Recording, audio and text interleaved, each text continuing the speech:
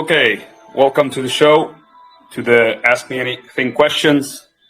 I think we have Nick on the show now and also Roy. So today we are Friday, 27. It's 6:30 in Tenerife, and we have two special guests. Nick from London. He is a special guest and great expert on Metaverse. We have also Roy from Zen Den, owner of Zen Den in Tenerife. Could you please introduce both of us, starting from Nick? Nick, how are you doing? I am very well, Otman. It's been a very busy week. There are a lot of things that are happening, and next week I'll be flying to Saudi Arabia, and then on Thursday I'm going to be with you on Tenerife. So I'm looking forward to spending some time under the sun with you all and meeting everybody at the Web3 meetup over there. Well, great. Saudi Arabia. That's quite a very big, different landscape. And what about you, Roy? How are you doing? Good, guys. Nice to be on the call and to speak with all of you. Nice to hear from you, Nick, for the first time. I look forward to meeting you next week. And as Nick said, it's been a busy old week, but it's Friday now, so we can all enjoy. And yeah, just good to be here with you guys. Great. Thank you. Thank you very much, guys. Just wanted to add that, welcome everybody to the AMA session. It's like our first here in Telegram, first of many. And this is a preview of the next event that we will have next week on Tuesday, 2nd of February in Costa Rica, where our main guest will be Nick, of course, talking about the Metaverse. And thanks very much to Roy also to hosting us in his beautiful co-working space in Costa Rica. And I give you the mic. So just I ask you guys if you can introduce yourself and tell a bit more about your stories. I don't know who wants to talk first. Maybe Nick, if you want like to tell us what is your relationship with Tenerife and what is your role at Accenture and what brought you to the Metaverse industry? Yeah, sure. So first of all, I'm very happy to have this conversation. Hotman is a really good friend. We met in Tenerife, I think it was around March last year, when I decided to take a sort of a hiatus from London. I needed to work remotely from somewhere because I had some big changes in my life. And also I started writing my book on March last year. So I needed a change of setting to be a little bit more inspired. Tenerife worked wonders, the always blue sky, it's quite of a mirage in London, and the nice warm people and the beautiful sunsets quite help with the mood and inspire me to finish basically the first draft of the book in just 3 months. I started on the 3rd of March when I arrived there in Tenerife, and I finished on the 10th of June with the first draft, and second draft was about July, and the last one on the 24th of August.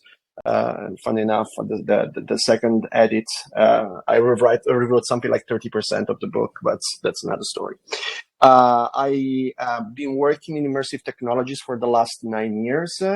Before Accenture, I worked at IBM, where I was leading the AR and VR team for aerospace and defense globally. I was part of the Center of Excellence there. And I moved to Accenture in 2017 to lead the extended reality team for Europe. At that time, the Metaverse was not yet called Metaverse, was more like a XR, so a mix of augmented virtual mixed reality. Since the 1st of March last year, I changed my role in Metaverse strategy lead for Accenture in Europe.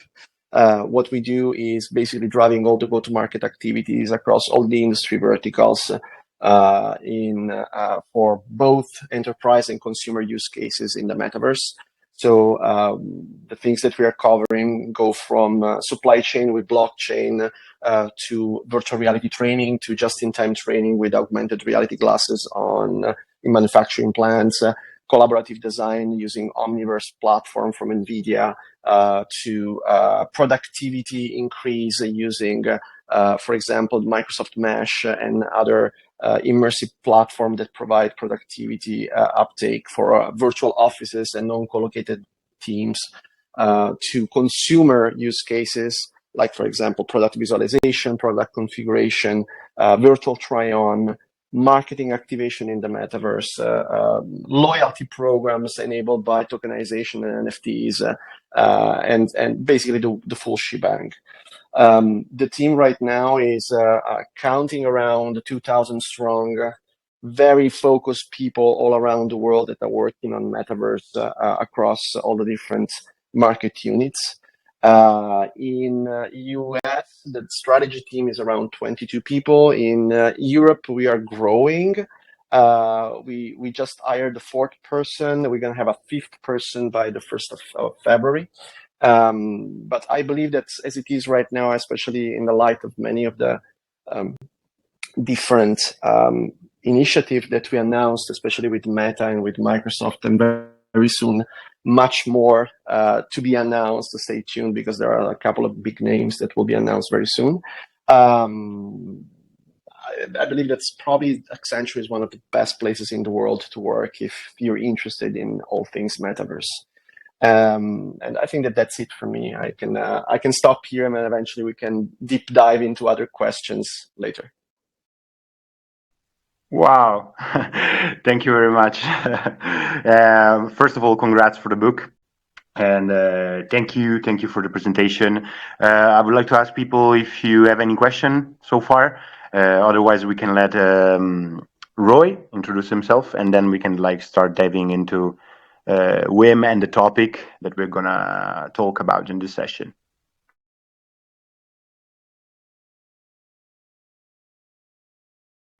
Roy, can you hear us?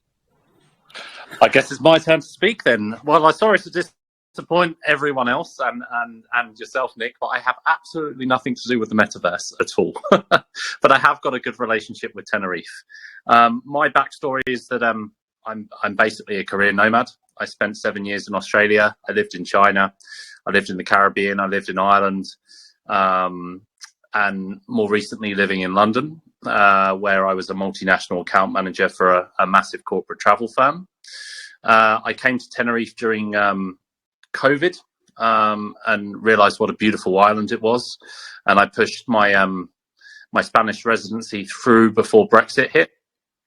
I created my first company here, which was a wellness events management company. Which led me to get involved with the remote worker scene and start running events for them, and really getting involved with the remote working and digital nomad community here. And then my company in the UK were asking me to go back after furlough, and I didn't want to. So I needed a way to support myself in Tenerife and also help push forward the community. And that's when I created Zen Den. So community first and co-working second. Been here nearly 2.5 years now, and Zen Den's going from strength to strength.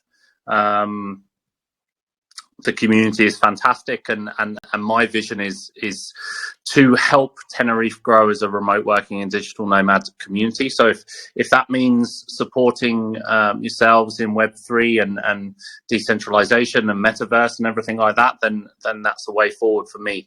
My point is providing infrastructure and support and events for people, and that's my key focus. So I'm really excited to be part of this.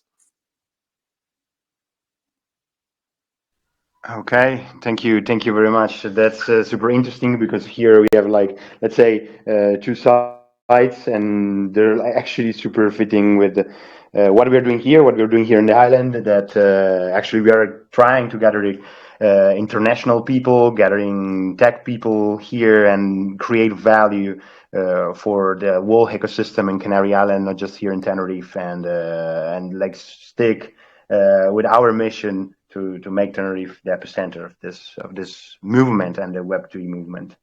Thank you guys for introducing yourself. I saw that TT had a question, so TT, if you want to open the mic and speak up, that's your moment. Thank you. I'm not sure you're gonna hear me well, guys. I'm at the airport. Hi, everyone. No, I just wanted to be sure that I heard correctly. Hi, Nick. Did you really say 2,000 people from Accenture working on Metaverse topic at the moment? Yeah, correct. That's like, is it not even more than Decentraland itself, or like the biggest Metaverse, the biggest Metaverse players at the moment? They don't have enough, like not even 500 employees. Accenture right now is probably the second or the third largest Metaverse team in the world. So who are the first ones? Meta. Yeah, sure. And who would be the second if Accenture is the third? Probably Microsoft, but after the layoffs, I have my doubts. I never heard about those layouts. Sorry for them. What's the story about? Yeah, layoffs? they released. I think it was about 400 people from their mixed reality SDK. Right. Thank you. No, I didn't have much questions, Marco. So thank you if you want to. Okay, thank you. Listening. Very good. Yeah, Matt, I saw that you have a question too. So yeah, it's a moment.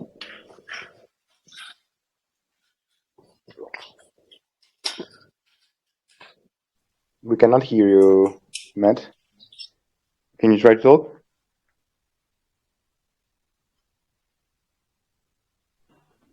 If you can't talk, we can write the question and we can say it loud. No issue. I can just reiterate on the previous question. Accenture currently has 645,000 people globally. So 1,000 people is a very small team for Accenture. Although it's one of the biggest Metaverse teams in the world. I just wanted to point that. Okay. Hi, can you hear me now? Yeah, we can hear you. Yeah, go ahead. Thank you. Hi. So I have a question about the definition of the metaverse. I guess it's especially for Nick, but also Roy wants to answer on his point of view at least. But the question would be like, when we talk about metaverse, we sometimes think about places that exist in the digital space, such as the central end, but sometimes we make a mix with other kind of technologies such as VR and this kind of stuff. So I would like to know if you have like your definition on the metaverse and like also the industry standpoint towards these different technologies, because I guess like for example AR, it has different possibility to be used than the metaverse as a whole. Right? I don't know if I explained myself. Yeah, I mean, this is a great question, and I believe that there's a lot to unpack here.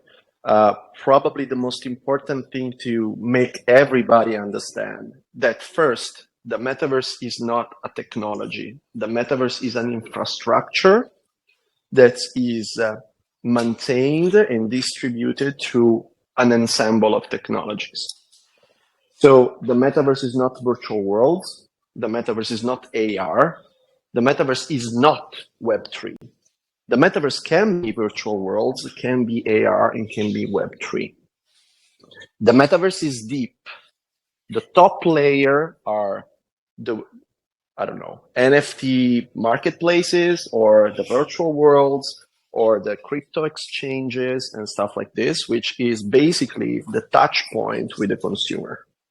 But then when you go down, you have the transaction layer, the identity layer, the 3D engines, the networking, moderation, cybersecurity, down to the bare bone metal of the servers that are maintaining this infrastructure. The metaverse as an infrastructure is basically the evolution of the internet. And as there's no such thing as the internets, there's no such thing as the metaverses, as a lot of people talk, the 3D platform. The 3D platform that are call metaverses are actually metaverse platforms, not metaverses, as there's no such thing as the internet. And we do not define internet by the websites, okay? So the front end top layer of the metaverse is just one component of the multiple layers that compose this infrastructure. And this is important to understand. It's important to understand to also realize the kind of potential that the market has right now. Why?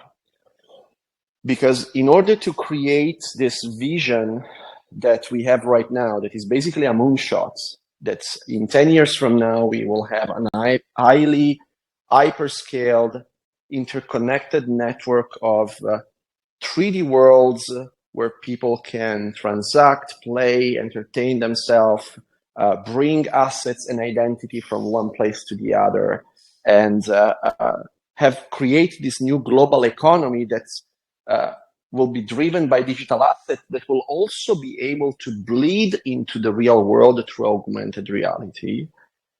Every piece of that layers that are composing the infrastructure of the metaverse, from the networking to the processors to the identity layers, the transaction layer, they need to evolve and they need to innovate. Because right now, we are not even close to this vision of interconnected worlds with overly agreed standards for portability from one world to another, of identity that can be brought from one world to another. We are not even remotely there. Sorry to interrupt, Nick. I know that a lot of us are short on time at the moment, and I'd like to ask Roy a question, if you don't mind. Sure, go for it. Roy, I know you're all about building community and stuff. How do you help people working in emerging technology, whether that be Web3 or even just other people working in tech? I was just waiting to answer the last question, but Nick summed it up so well. I was going to say exactly the same thing.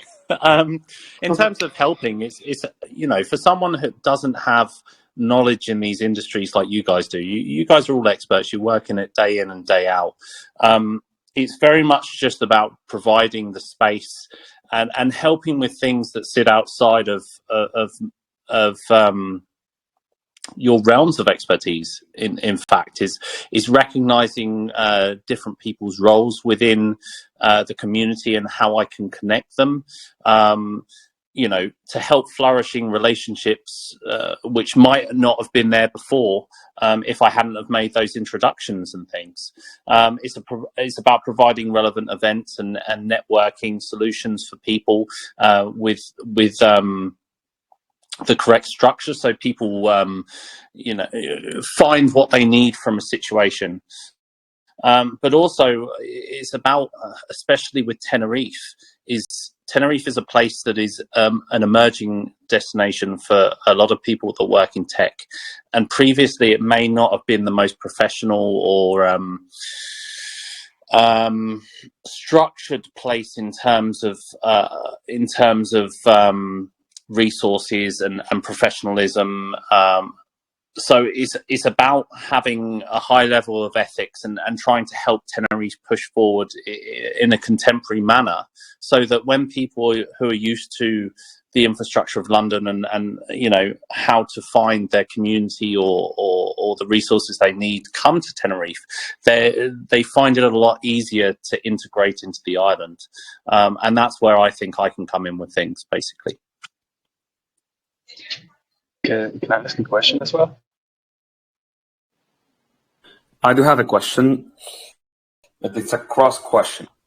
Yeah. Let's check. I think it was Titi. So Titi, if you want to ask a question.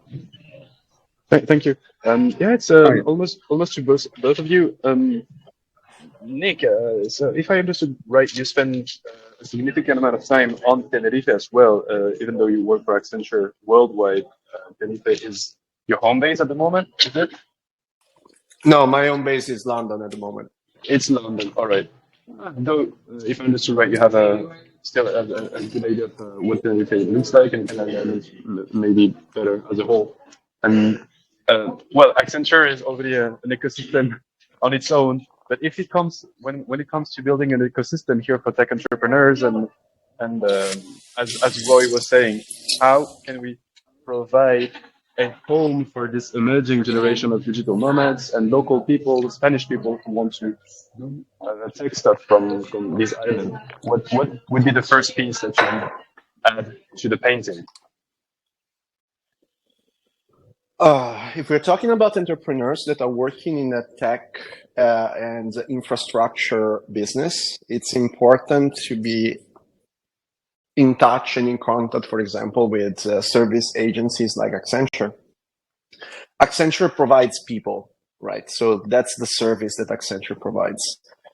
So if you have a platform, a software as a service solution, and you get in touch with a company like Accenture, but also IBM or Deloitte, they will be able to supersize your presence with their clients if your solution is sound. In case you're selling services, putting yourself into the crosshair of those companies, and I'm giving you a piece of advice from a consulting firm perspective, and then obviously everybody else on the call can give you other advice from their own expertise. If you have a service company, instead of creating platform, if you create, for example, content, or if you're doing moderation, or if you're doing any other kind of service or system integration with the operational people that are going on site and doing stuff, putting yourself on a crosshair of big consulting firms like Accenture could potentially be beneficial for a possible acquisition. And I'm telling you why, because basically a lot of companies that are providing services come to us and they want to work with Accenture, providing their services to Accenture. And they fail because we usually tend to do things in-house when it comes to services. We sell people, so we don't want to sell other companies' people. But there's a potential of an acquisition if you're doing things right and you're covering a specific geographic area or a specific niche, or you're exceptional in what you're doing. Instead, if you have a product or a service that can be supersized by the people that are working at Accenture, there's the potential, first of all, of reaching a lot of potential customer through the Accenture network, all the Fortune 500s and even like the 1,000. But also Accenture has, for example, a branch of the company that is called Accenture Ventures that can invest in your company. So a strong link up with those service agencies like Accenture, Deloitte, IBM, PwC, Capgemini, you name it. I think that for entrepreneurs, it's important to have on when they're working remotely. So having a strong connection and a strong calendar of events with those service companies, eventually just to showcase the kind of startups that are available there on the island. I think from my point of view, and circling back to, what do we need to do to make sure that Tenerife is ready and for the entrepreneurs to come, so we have that infrastructure, is we really need to prove to the Canary Islands that communities like this and bringing entrepreneurs like Nick can bring, very professional people to the island, is worthwhile for their attitudes and their priorities to change. And in that, then we can then get funding to build the infrastructure for the events, for businesses to come here and things like that. And that is the biggest quest at the moment, is changing the Canary Islands priorities for me to the future and to the new type of tourism and people that we can get to the island. And that's what I'm battling for at the moment. I've made inroads with the Canarian government. I'm now being asked to host large summit events for remote workers and entrepreneurs. And that's a step forward, but we've just got to keep beating it down and showing our value to the Canarians, so we're let in and we get a piece of the pie. Big +1 on this. I love your speech. Can I add something on top of this? I also believe that from an infrastructure standpoint, it's important to think about the connecting flights with both United States and Europe. There are many direct flights to Tenerife from everywhere in Europe, but not that many from the United States. So it's important to push and prioritize that, because if we remain a small hub only for Europeans, obviously the business is going to grow only on this side of the ocean. So it's important also to create a physical link up with the other side of the ocean as well. Can I ask I've got if some. our Sorry, proximity, Donald, can I just finish our that one? Just following up on what Nick said there. I've got some great news with that. The United Airlines flights 3 times a week will be coming back from next summer to Newark, so New York, Newark, and hoping to change that all year round. Tenerife government, not the Canarian government, are opening a tourism office in Manhattan to try to attract remote workers to the islands. And Binter, who are the Canarian airlines, are offering flights to Miami, Boston, and New York from Gran Canaria, and they will include a free connection from Tenerife within those flights. So this is all happening and coming soon. So there is a massive realization that you are 100% right, Nick, that we need more connections. One point that we haven't touched on that is a big point, and I just want to make sure, is we need to make sure that the Canarians are included in all of this. So making sure that we're respectful to their culture, their self-sufficiency, their nationalism, and everything like that. And that's a big importance, is that anything we do as communities growing, we have to make sure that it's respectful and it's inclusive. Yeah, just to add a couple of things, we are organising a conference in the Canarias, and that's including locals at the moment. But the point I wanted to ask is, what do you guys feel about the Canary Islands' proximity to Africa in terms of emerging technology, but also emerging economies as well? I mean, I think that gives the Canary Islands a strategic advantage. I mean, personally, for me, sorry, Nick, if you were going to jump in. Economically, it's a difficult transition because we are part of the EU here, and there is a high level of pride of its connection to Europe in terms of the Canarian people itself, and less of a connection to the Western Sahara, to Morocco and places like that. So that would not only mean a change in our attitudes to where people are coming from, but also a change in the locals' attitudes, which would be a very, very hard thing to do. But also flight connections. We don't have that many slots. You know, my history is tourism, so excuse all of this.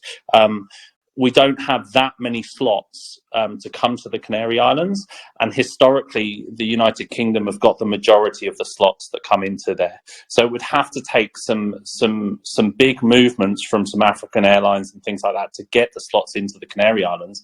And also visa situations. A lot of these countries wouldn't have a visa if they came in, because we're Shenzhen, and they would have to apply for it and things like that. So in theory, it would be beautiful to have a greater connection with the African continent and in the Canary Islands, but in reality, it would be a very difficult thing to do.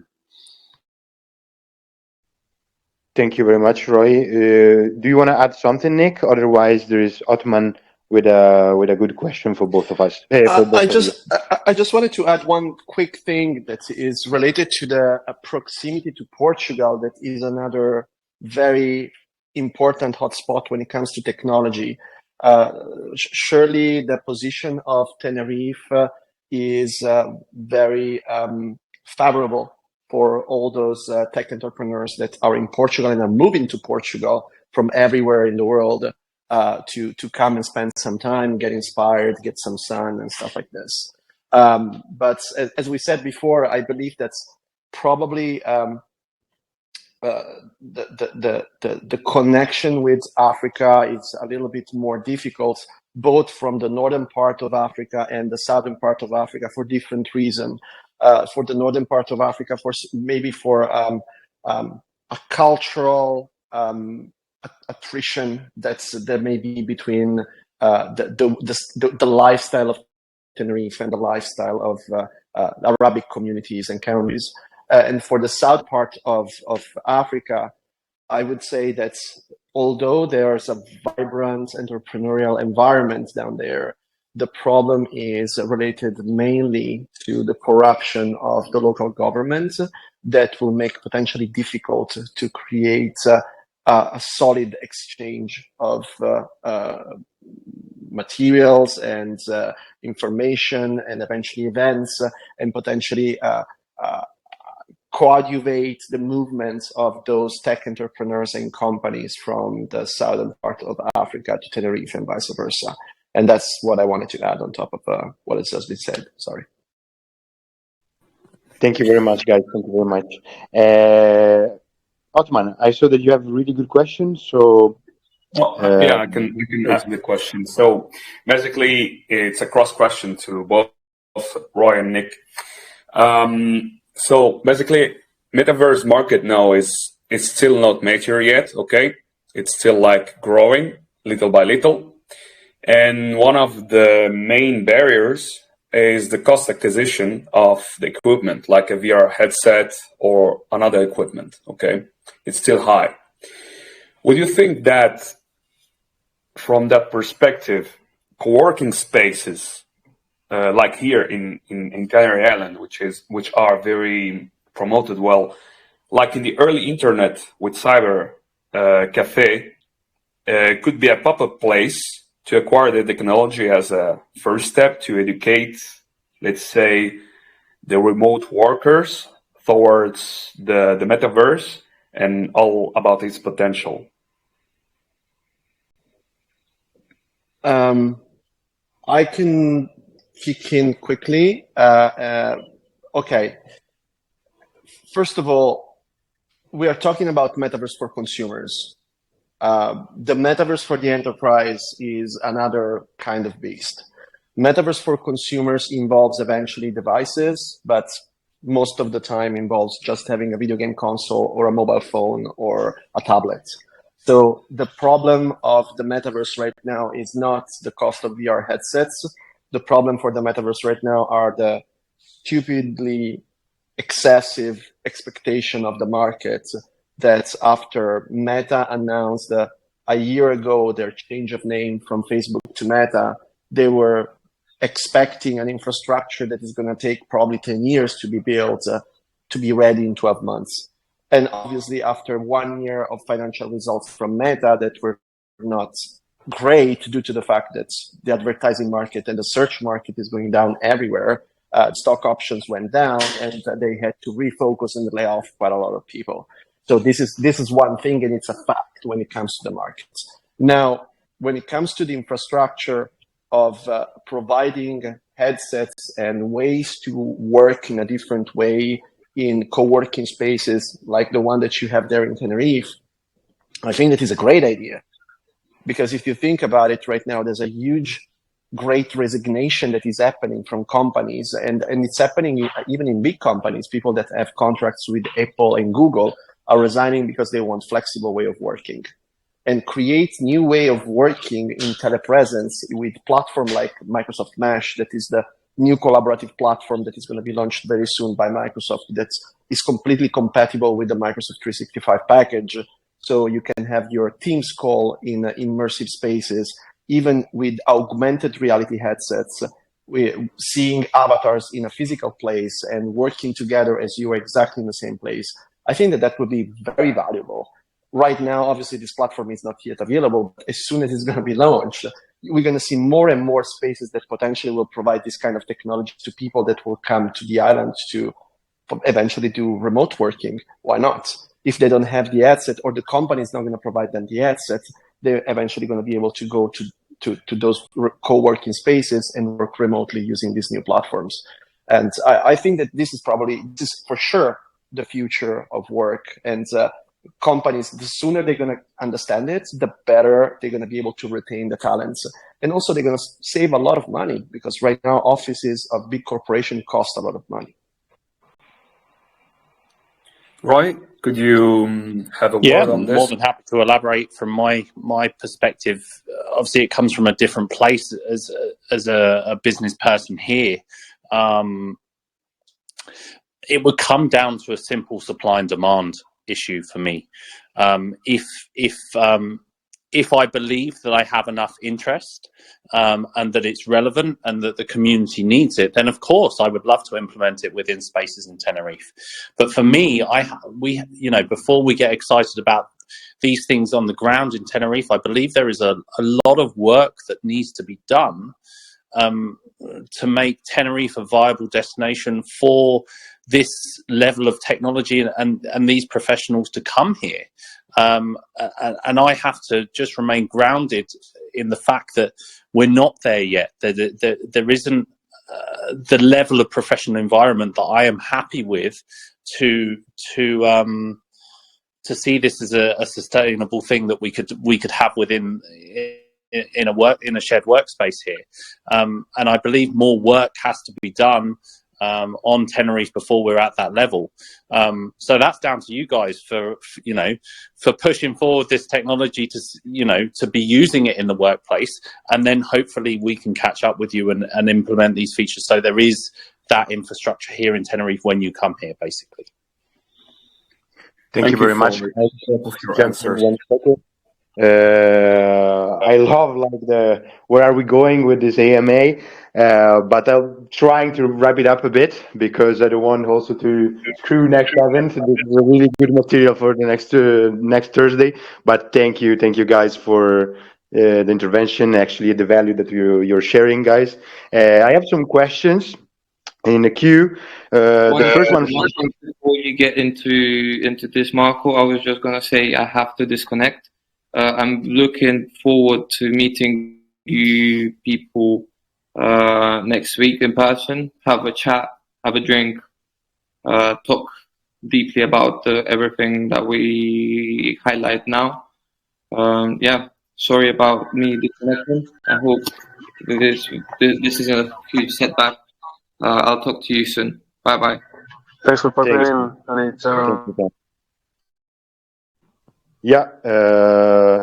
Did you have to drop as well? I'm taking off very soon, but I'm staying online until the last moment. Okay. Pablo, it's your moment. So I saw that you have a good question. Yes, thank you. I will quickly introduce myself because as stated in my description, beside I do scuba diving instructor. Basically, I'm a software engineer, and I'm working in Tenerife remotely since 2 years. So basically, at the beginning, I was thinking that in Tenerife, I should improve my network doing the scuba diving instructor. But now I know that I can make network and maybe have a new idea and develop them with new people that are at high level in IT, etc. So thank you.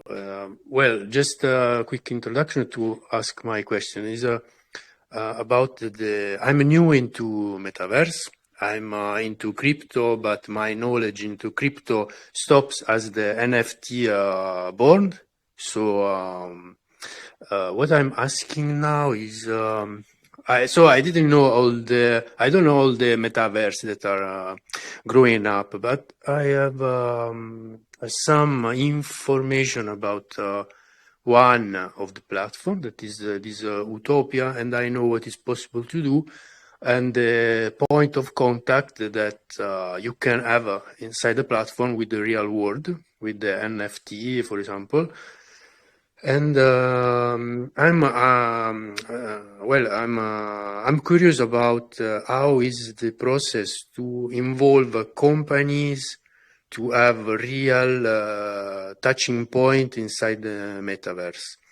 I mean, I'm always in a traditional business where you have a customer, you have a project, you have a business plan, but in the metaverse, I'm interested how to involve these companies and how to create their own marketing inside the metaverse. And my idea is that the touching point will be putting in the hand of the consumer the platform to just have a simple interaction and transaction that will be realized in the metaverse infrastructure, so that the commission environment, the commission ecosystem inside should generate I, the interest. I mean, of the business point of view. I can answer this question. It depends by the platform, basically. It depends by the platform because, for example, in Roblox, if you want to have contact with Roblox, you can ask to their vice president, head of partnership, and I have contact and I have direct email of this person. And if they want to have a partnership or if you want to have an initiative there, there's the the branding lead, there's the partnership lead, there are multiple figures. And it depends if the platform is centralized or decentralized. As I was saying before, the metaverse can be Web3, the metaverse cannot be Web3. Okay, the metaverse doesn't equal Web3. Okay, Web3 is the definition of the decentralized internet that has been given in 2014 by the co-founder of Ethereum to define an internet operating on decentralized technologies like blockchain. Now, right now we have metaverse platforms that are decentralized, like for example, Decentraland or Roblox or Sandbox, and you have platforms that are centralized, like Roblox or Meta Horizon Worlds or Fortnite. So for the platforms that are centralized, it's easy. You go on LinkedIn, you find somebody from the company, and you message them. For the decentralized platform, there are some entities that or are the biggest landowner of that specific platform, like in case of Sandbox. The Sandbox is owned by a parent. The majority of the land of the Sandbox is owned by a parent company in France. And I am in touch directly with this company. And whenever we want to do initiative through Accenture, I call this company. Or, for example, like in the Decentraland, there's a non-profit entity that is called the Decentraland Organization that is basically an office that is curating the foreign affairs and relationship with the outside world of the landowners that own land on the Decentraland. So whenever we have to do any initiative or we want to be present there with some of our clients or brands that want to do something on those platforms, we liaise directly with the Decentraland organization, this non-profit organization. One of the prominent figures of this organization is Giovanna Graziosi Casimiro, that probably you've heard about. She is a very important Web3 NFT and crypto figure in the Web3 world. She's the producer of the Decentraland Fashion Week as well. So to answer your question in short, it depends by the kind of platform that you want to talk to. Sure, thank you. Thank you, Nick, for the answer. I have just a few questions. I don't know, like Titi, you're popping out if you want to ask your question, or I can go on. Okay, thank you, Titi. Anyway, so Ronnie, I saw you have a question, so it's your. Yes, thank you, Marco. Hi, Roy and Nick. Thank you for the nice presentation and the important information you are sharing with us. My question would be more for Roy. Roy was just saying that it will be good to have more connections between the United States to the Canary Islands to be able to get more people to here. And I think he was also mentioning that it will be nice that Canary's open office or desk in the United States to make to get more digital nomads to Tenerife. My question is regarding this. I am a real estate agent. I'm working here, and I'm also one of the founder of Web3 Island Makers. My name is Ronnie. In the local news papers, we have seen a lot of news about local people that they cannot find places to rent anymore, or they couldn't find cheap places to find, and they had to return back to living with their parents. Since we have a lot of digital nomads coming from different parts of Europe and the world, it makes a bit the prices of renting going up. Do you think that will, and you were also saying that we need to respect the local culture, do you think if we will have more digital nomads coming from United States, which I think the number of digital nomads are in United States are like over 15 millions, do you think that is not going to affect the price of the rentings more? That will not make the local people's life more difficult, because as the salary here are very, very low, and compared to the digital nomads, which they are getting good, quite high salary, and is like the Canary Islands life is like a heaven for them, because life is cheap here. Do you think having more digital nomads is not going to affect the local people's daily life? I wasn't expecting that we would talk about this, but this is something I feel very passionately about. And Ronnie, the absolute answer to your question at the moment is yes, and it's a problem. And that's when we circle back to, you know, we're getting excited about new technologies, a developing location, more digital nomads coming here, more technology coming here, new infrastructure. But we need to reel this back and make sure that the same problems are not repeated in the Canary Islands that have happened everywhere. They happened in San Francisco with the tech boom. You know, normal Americans couldn't live in the Bay Area, they had to commute in. It's, you know, there's a lot of problems in Lisbon, where remote workers and professionals and tech professionals went into Lisbon and outpriced locals in the market. You know, 60-year-old women displaced from apartments that they've lived in for 30 years so a tech worker can go into there. And already this year we've had massive problems, like you said, like in the south. Already an apartment that you could have got for 750 euros 3 years ago is now 1,600 euros at this time of year. And this needs to be tackled at a higher level, and more awareness needs to come in. There's no regulation on foreign investment. There's a massive problem with Airbnbs and, you know, illegal Airbnbs without a VV license. It's become very easy for people to buy property from overseas and rent it out on Airbnb for massive profits, because people will pay the prices. And this is displacing local people and residents, even expat residents, from places that they need to be. You know, to give you an example, in Playa Las Americas, the average wage is 1,000 to 1,100 euros in a bar or restaurant, and a studio apartment on a long-term rent is 1,100 euros. So there is no way that these people can live in the area that they work in. And this is affecting things like, you know, even the commutes, the traffic into places. There's massive problems going in and out of Los Cristianos, going in and out of Las Chafiras, around the Tenerife South Airport. Is already having an effect. And it frustrates me so much that we're not looking at these problems. You know, that there should be some sort of rent control legislation for local people, that there should be restrictions on foreign investment in properties. But unfortunately, and this comes from a legacy, is there is a lot of people that don't have the knowledge of these things and just want to make money.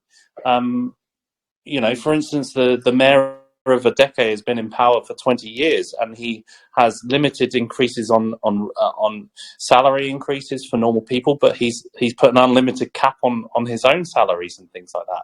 So I'm in complete agreement, but sadly, I don't have a solution for you. This needs to be something that is highlighted, perhaps even by digital nomads, that we can work together as a community to highlight to the Canarian government, and change needs to be made, basically, because we can't lose that balance. So I would love to talk to you more about this, but I'm sure we're all short on time. But it's certainly a subject that needs a lot more elaboration on. Thank you very much. Guys, you gave already a lot of points that we could develop next week on the event. I really appreciate your intervention and the time that you dedicated to us. I know that you're really busy. Also, it's Friday night, so either if you want to add something, or I just want to say thank you, and we can finish the session. And I just want to say again, thank you very much. What an awesome, interesting panel. Thank you so much. Thank you, Marco, for moderating and hosting, and thank you for all the panel members to have been spoken tonight. Very interesting. Awesome. Thank you very much. I'll see you in Tenerife. Thank you. Thank you, guys. Thank you.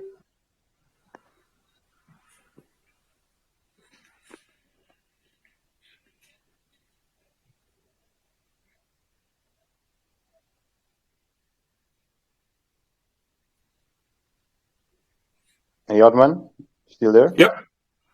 Yeah, we can stop the recording.